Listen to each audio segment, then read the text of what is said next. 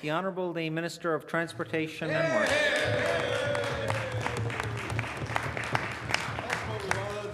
Thank you, Mr. Speaker. And it's an honour for me today to stand in this great house and to give my maiden speech. It was a long time coming. I'm a senior. It's been a dream that has come true for me to be representing the great people of Grand Falls-Windsor-Buchans. Mr. Speaker, I stand today a very proud person, proud of my roots, growing up in Twillingate and enjoying the simpler things of life in those days. We were an island, served by a ferry, believe it or not. And so I can appreciate some of the frustrations that those people today who are served with ferries are dealing with. And then we were fortunate enough, after several years, to get a fixed link by a causeway. And I got the experience to look at many of the advantages that the connection brought to my town. And so I guess it's somewhat ironic, Mr. Speaker, that I'm now the Transportation and Works Minister, and the Premier has mandated me to be a better management of our ferries and to look at possible fixed links. So we go full circle. As I reflect today upon my past, I would be remiss if I didn't reference my parents. I can only imagine how proud they will be today. I'm proud of this moment. My parents believed in hard work, and they believed in long days. My father was a fisherman for most of his life before getting into the construction business. And he worked many summers on the Labrador coast, building wharves and lighthouses. I'm looking forward to joining my colleague from Cartwright Lansinclair to take me to some of the places that I haven't been yet, such as Battle Harbour, Mary's Harbour, during the summer, and I'd like to be able to get an opportunity to see some of the places that my father frequented during the summer. My father would leave on the first coastal boat in the spring, and he would come home on the last coastal boat in the fall. While my father was away, my mother made sure that the work was done around the house. In those days, Mr. Speaker, we lived off the land, like a lot of Newfoundlanders and Labradorians did. We had our own sheep, we had our own cows, we had our own pigs, we had our own goats, we had our own ducks, we even had our own chicken. I know it's a controversy these days, having your own chicken. So you can imagine how hard my mom worked to make sure that all the animals were fed. And of course, we had to and care for all the other chores that had to happen. Of course, in addition to that, she was also responsible because we had our horses and cows that we had to look after for the winter. So it was her responsibility to make sure that the grass was cut, the hay was made and put away, and we all took part in that. If that wasn't enough, as a mother, as a woman, she also had to make sure that we kept our garden because we grew our own vegetables. So we had to go through all of that. So she was a farmer, she was a housemaker, and she did all those things. And in addition to that, she had to make sure that I kept on the straight and narrow, and I did my work, and that was a challenge in itself. My parents never shied away from hard work. And Mr. Speaker, I have some of that same drive and that commitment. I felt it important today to pay tribute to my parents because they instilled in me a concern for others. They treated people with respect, and they helped out wherever they could.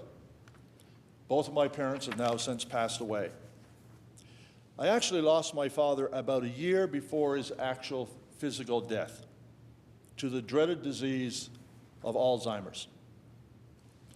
It was a devastating blow to me, especially the day that I picked him up to take him for a ride, and he had no idea who I was. I had to quickly adjust to the fact that this physically strong man, who I had looked up to all my life, had no idea who I was. Mr. Speaker, there are over 8,000 Newfoundlanders and Labradorians who are diagnosed with Alzheimer's, and their families and caregivers are impacted on a daily basis. This disease is growing in alarming rates, and we really are faced with a challenge. As we age, more and more people will become dependent on our health care services. This disease will have a huge impact on budgets both provincially and federally in the coming years. We must find a cure, and we need both a provincial and we need a federal plan in place quickly to deal with the pressures about this disease.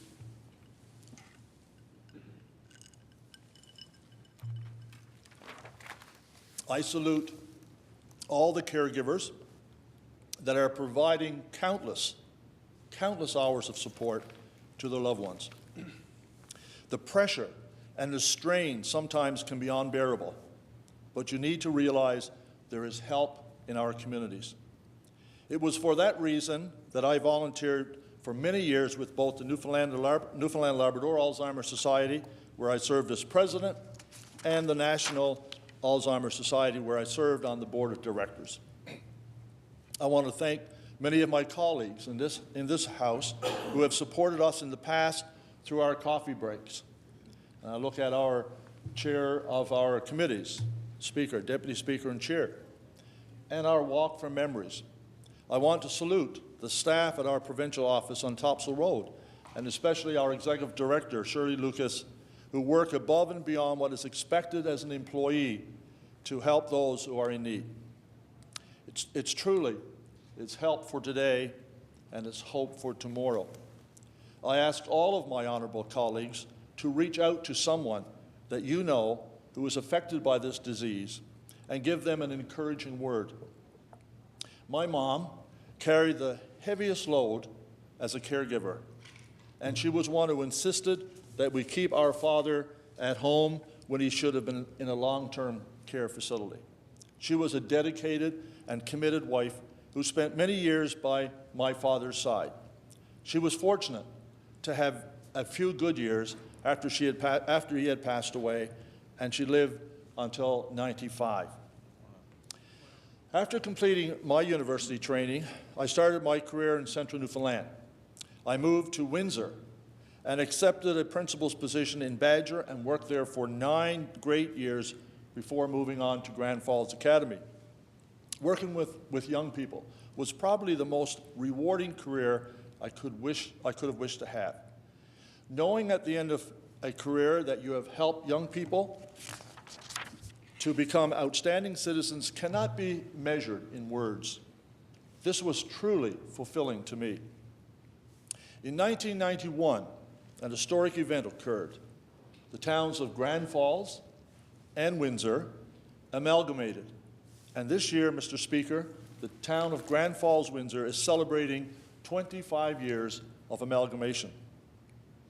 This amalgamation is truly a success model that other communities in this province could certainly learn from. Trust me, it wasn't that painful, in spite of what a lot of people would have said. It just made sense. And thankfully, someone had the foresight and was there to make it happen. The many benefits using economies of scale is evident in the community today. I would like to offer my congratulations to the present Mayor, Barry Manuel, and all of the Council.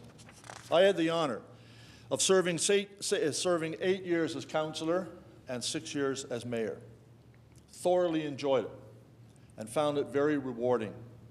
I would like to offer my congratulations to the two newest councillors, Peggy Bartlett and Mike Brown, on their recent election. There is no deeper commitment than giving of your time to serve in this capacity. The rewards will far outweigh the frustrations. In November last year, Mr. Speaker, the people of Grand Falls-Windsor-Buchans gave me a mandate to represent them in this House. I am truly honored and indebted to the wonderful people in my district who have put their trust in me. I want to thank the many campaign workers who worked tirelessly on my campaign, and especially the 3 gentlemen who went door to door with me every day starting in September until the election in November. And that's the type of commitment that I will treasure as long as I'm in this House, because that truly was above and beyond, and I know some of my colleagues on this side and on the other side experienced that type of support and commitment when we decided to run. I met many wonderful people while campaigning door to door during the election. I met people for the first time, making lasting friendships. I met many of my former students in Badger, and I don't know if that was a good thing or not. There were certainly some times it slowed my door to door.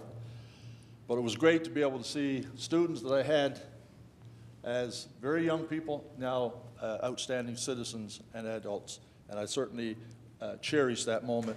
And I got a fair amount of support, by the way, in Badger, in spite of the fact that I spent 9 years there, and I'm sure I must have, some of those children at that time had some other thoughts in their mind when I talked to them. But it was great to see them. Mr. Speaker, I look forward to working hard during these difficult times on behalf of the people of Grand Falls-Windsor-Buchans, Millertown, and Buchans Junction, and Buchans to improve the conditions and challenges we are facing. Our communities, my district, has gone through many difficult times over the last number of years. The downturn in the paper industry impacted Central Newfoundland with some 700 people losing their jobs with the closure of the mill in March of 2009. Again, this year, we have been impacted by the closure of Duck Pond mines with another 350 people losing their jobs. Mr. Speaker, that is devastating to any community and to any region. And we have been through these difficult times, but one of the things that I want to assure this House is that we will rise above that. It is imperative for us to find ways to stimulate this suppressed economy. This unfortunately happens when communities are dependent on natural resources.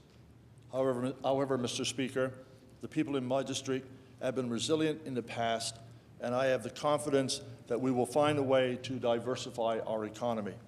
I ask our people to be innovative and to work in partnership with agencies for a stronger tomorrow and a more sustainable future for my district and for this province. We must work together to build stronger partnerships, to look for other opportunities for all of us, and I commit to do my part and to work hard to ensure that we all have a better future. Mr. Speaker, none of this would have been possible if it was not for the support from so many people. I stand here today because of the support that I've received from my family and my church and my community. I have to especially recognize my wife, Joan, who has given me 100% support over the years, whether it has been my professional career or my political career. And she has stood by me and has encouraged me to fulfill my dreams. And being in politics requires a huge commitment from all family members. We are so proud of our 4 children and our 6 grandchildren. I'm blessed to have at least 2 of my grandchildren living in the province in Gander my good friend's hometown. And the oldest of my grandchildren, believe it or not, I know if you look at me, it probably is surprising to see that, but my oldest will be attending MUN this coming September. And so I'm looking forward to that. I joked with her, I said, now that your pop is there in St. John's, maybe you should stay with me, but I think she's got other plans. I don't think she was sort of like, I'm not sure about that, Pop, maybe I should stay at residence. So I'm going to give her that choice. She'll visit. I'm sure she will. My other 4 grandchildren, Mr. Speaker, unfortunately are living in Ontario.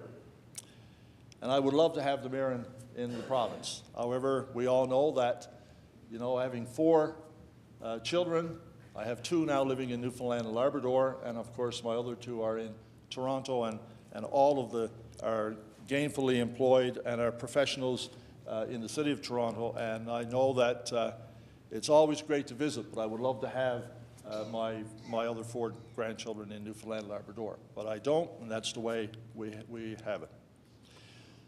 Having grandchildren motivates me to help build a better tomorrow. A stronger tomorrow will be for my grandchildren and my great-grandchildren. I want a future that is environmentally friendly. I want a future that is safe. I want sustainable communities. I want safe communities. I want a strong economy and a future that is affordable.